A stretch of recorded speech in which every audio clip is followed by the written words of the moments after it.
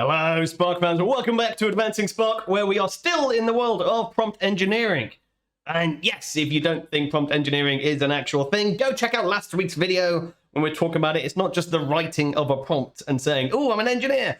It's the application of engineering principles and techniques to making sure the prompts that get passed to a model are working well. Now, one of the things that we spoke about is a thing called LangChain. Now, LangChain is a package of tools, a library, that allows you to do various different techniques, one of which is templating, so allowing you to have write prompt templates and then inject various different variables and things into it. So you kind of act as an abstraction layer between people building an application and then what you're sending through to an LLM.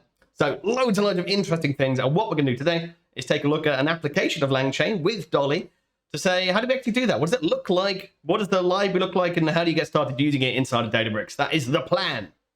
As always, if you are new around here, don't forget to like and subscribe. And yeah, we'll go and have a look. But as you guys know, I'm an engineer, not a data scientist. So in order to do this kind of wacky LLM ops data sciencey stuff, we once again have Gavi back with us today. So hi, Gavi, welcome back. Hi, Simon. Thanks for having me again. More than welcome. So you're gonna take us on a journey into prompt engineering. I must say I enjoyed watching your video. I enjoyed listening to, I'm not going to say rant, but I enjoyed it. A healthy discussion with myself. Enjoyed it. I like the conclusion more than the start. Good. I fully hold my hand up.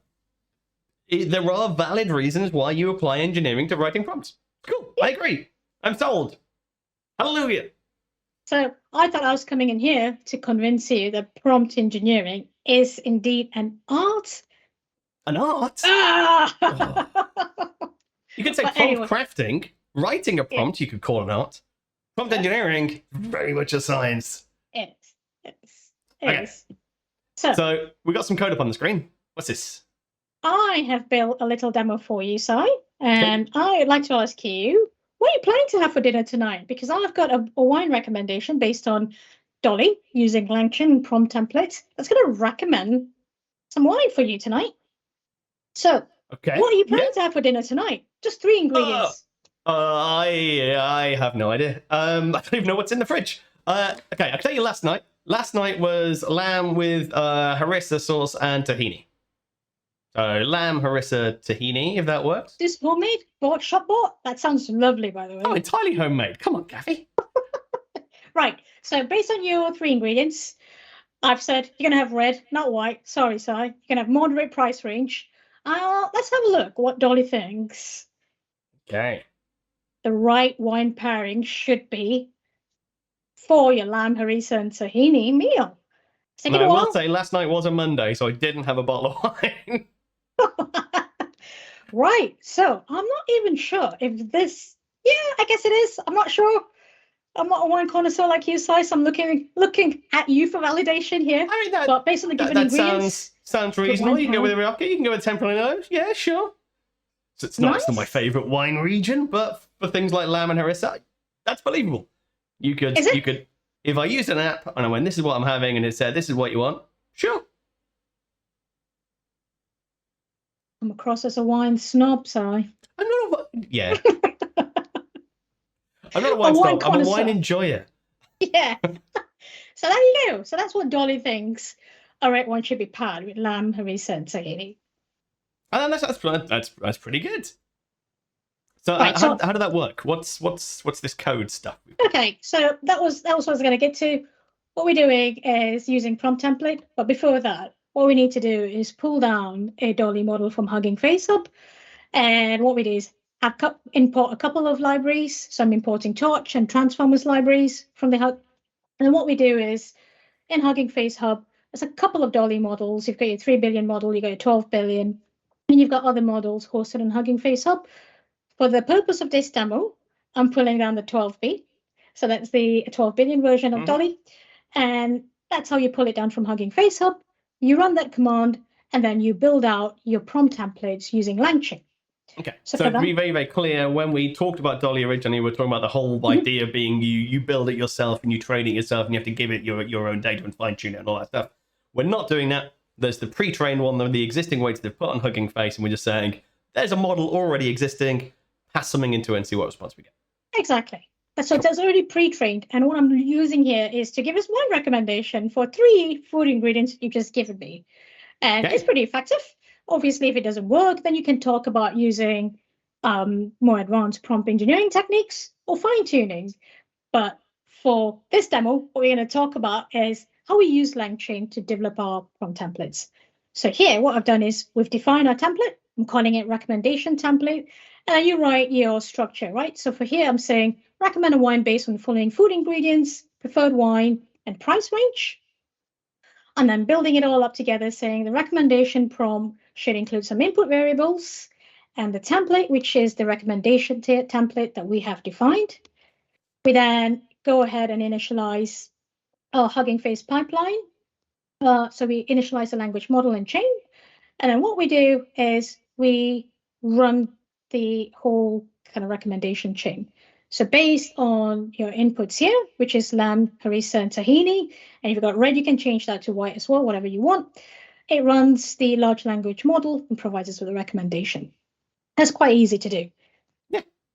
I mean, so makes a lot of sense. Very similar to what we've been doing for years in the engineering side of things, which is, essentially on the SQL side, like old school grizzled SQL developers will be like, oh, this is what you do to stop SQL injection.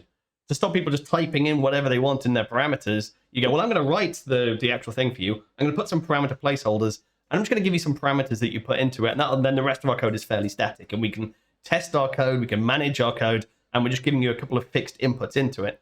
And this is essentially doing the same thing. We're building out a template script, which is our prompt, yep. And we're allowing people just to inject certain parameters into it, which we then use to flesh out the rest of the prompt, yeah? Exactly. Makes a lot of sense. So if someone's integrating this into an application, then the app basically can just call an API and go, here's a couple of parameters you need to put into, rather than the API having to craft the whole prompt itself. And also to make it repeatable. So the one thing that I liked from your video yesterday, a couple of days ago, was how you can make sure you are being inclusive. So you can have it as a prompt template. You can have it as a template saying, make sure you're inclusive of the recommendation. You won't have it in wine, but you could do it in other things as you can imagine. So wine includes everybody except those with sulfate allergies. But apart from that, and people who don't like alcohol, yeah. But what I've done today is I've got a couple of slides here as well, just to talk about how we are using Dolly within our team, how we use LangChain to develop a few applications. And I just wanted to talk through how we do that. So firstly, if you're running Dolly on Databricks, you typically, when you're spinning up a cluster, you've got two options, right? You've got you spin up a standard cluster, or you spin up a single node cluster. Now, traditionally with machine learning stuff, standard clusters are my preferred choice, but using large language models on Databricks, if you're using Dolly, it's a single node cluster that you want. Otherwise, you're going to hit out of memory errors. All right, makes sense. What you're going to talk about today is prompt engineering. And I don't know, I'm sure you're going to disagree with my code there, but prompt engineering is the art of using natural language to be English to get the results you're looking for from the model. It's about being able to construct your right input to get the appropriate output. See, now at this point, people at home, Gavi knows I'm going to disagree with this. Because prompt engineering isn't an art, it's a science. It's the application of engineering to a problem, which means it's a scientific approach, not an art. Now, I would agree with you there. So I could change it to process. Prompt engineering is a process of using the right words, the right input to get the most out of your language models. That was a bait there, Si. Right, so how are we going to do this? LangChain, you spoke about this in your last video. And LangChain is an open source tool and framework, and it powers up all your language LLM applications. There's loads of components in LangChain. You can talk about change. You can talk about different types of LLMs that you could connect to. You've got your agents, which are pretty powerful, document loaders and utilities. But for today's session, we're going to talk about prompts, how we use prompts to generate applications or to do some fun and interesting stuff that's going to demonstrate. And that for me is an important point. So if you just look at the example that we had, when you had your string template and you're injecting parameters into it, I mean, that's just a Python F string. You could do that easily yourself in your code and just manage it separately. But you're getting basically it's an abstraction framework where you can do lots of different things in there. One of the things it does is just give you an easy way to manage string injection into a wider prompt string. Yeah. But by having a common API to do lots of these different tasks, it means it's repeatable and scalable, and people write it in the same way, rather than one person doing an F string and one person doing string.format and one person. The prompt thing is doing something fairly relatively simple, but it's actually doing it in a repeatable, consistent way that people then actually have the same approach. Makes sense. Exactly. LangChain is perfect. Oh, my OpenAI has just gone off the screen there. But what it does, it talks to your Hugging Face Hub model. So loads of different options of pulling different large language models, your OpenAI models, your different APIs that you have there, Cohere, for example. But what it does is it connects to the external parts of applications like your Wikipedia, like your Databricks. If you're working on vector databases, that gives you fast and easy connections as well. And what that does is it allows you to develop lots of interesting applications. Common applications people are looking at with LangChain and large language models are your chatbots, your question and answering over specific documents, analyzing structured data. But there's more to this. Cool. And this gives you the flexibility, right? So the example we've got of going to Hugging Face to get Dolly, you could just use exactly the same approach, but use a different model behind if you want to go to OpenAI and so on. Yeah, exactly. I mean, that is pretty powerful as well. So if you're working on Databricks, you're not constrained just using Dolly. You have options to loads of different large language models. Cool. Very cool. So today, what we're going to talk about is prompt engineering. Sometimes it's called in-context learning. And there's a couple of ways that we can use prompts here from LangChain. You could use a zero shot. And as the name implies, it's basically predicting with no sample being provided. Now, if you use ChatGPT and you go on ChatGPT and say, hey, do this for me, you're essentially zero shotting. Yeah. Then you've got other more advanced techniques like your few shots and your one shot technique. And effectively, what you're doing there is saying to the model, these are the examples. This is how I want you to construct my output to be. So from the examples that I'm providing, let me have the output in the same structure, in the same format. So these are the three things I was going to show today. So in terms of fun things that we do and what we can do, what we've done with Dolly in particular is to generate catchy and creative names, again, using prompt templates. So for example, here, what I've got is I've said, I want you to act as a naming consultant for new companies, provide catchy and creative business name ideas. Don't go to town with this, just provide 3 name suggestions and for any products that I wish to sell. So if you have this as an app, you could say, so a user could say, right, I would like 3 names for socks. And you can do that quite easily, and you can generate ideas using large language models. Here, what I have is I've used Dolly to generate 3 full names for us. Yeah. I mean, you're not going to win any awards as a brand consultant, but yeah, it's worked. Yep, it does. It works. I mean, so I like to say Dolly is not meant to be performant, but it works really well. It's great if you're trying to get to know how to use large language models within Databricks. It's great to get started. It's really super easy. All the models are hosted on Hugging Face. And for us, that's one way that we've learned how to use large language models. We've done lots of cool, interesting stuff by using Dolly. But like that template where you've got, so exactly what we're talking about, the ability to inject certain things like diversity, inclusion, like the target market. You could have your, as a company doing that kind of thing, you can craft that template to be inclusive of how you want to represent your company, how you want your ideas to be shaped. So you might say, make it for a diverse and inclusive market, make it so it doesn't have political affiliations, whatever you happen to want to put into the template that you're doing. And then even though people are just giving it different product ideas, you're making sure it still has that same guidelines, the same rails to give the prompt. That's it. Cool. Yeah, makes sense. Yeah. Super useful. Cool. So that's one way. One other way that we use large language models in Databricks is to do a lot of sentiment analysis. But to do sentiment analysis, you might not get very good results. So what you tend to do is few shot it. And here, like I explained, is providing an example saying, hey, this is a sentence. And for that particular sentence, I'd expect the sentiment to be either positive, negative, or neutral. And you build out the few shot examples using LangChain. And with that, you can achieve quite a bit doing sentiment analysis. I'd argue that look at that bird could be very negative if ice cream is involved. I've had my ice cream stolen by seagulls many times in my past growing up near the seaside. Well, Yeah. But yeah, exactly. okay, yeah, Well, no, it makes sense. So bundling up some examples just to give it context. So rather than things like fine tuning where you're retraining a model with a load of data and you're giving a whole corpus of context, it's just a small amount of context and examples inside the prompt. Yeah, that's our recommendation, right? You don't always have to fine tune your models. Try different, more advanced prompt engineering techniques before you go into fine tuning a model. Yeah, makes a lot of sense.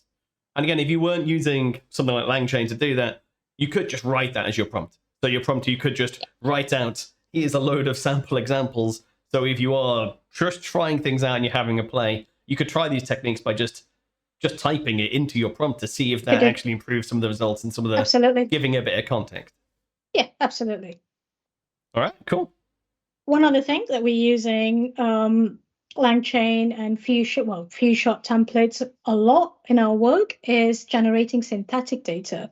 So I've got a bit of code here in terms of how you would do that. And you would do that using few-shot templates. So say, for example, you've got a huge sentiment analysis project, but you don't quite have enough data to build a model.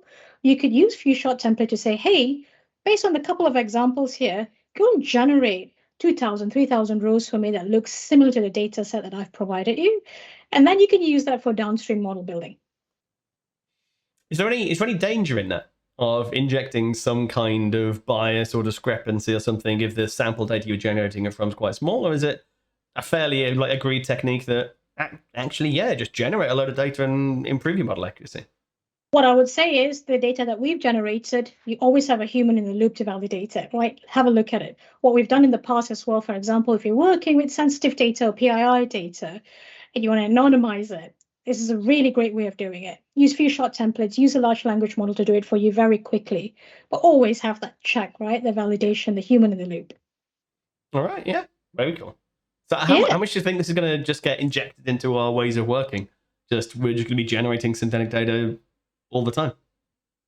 You could do. I mean, there's a lot of ways. I see so many different ways. You can even do EDAs, for example, cleaning data sets. You can clean dirty data as well. So many different examples that I can think of that gets we start to adopt more and more and more.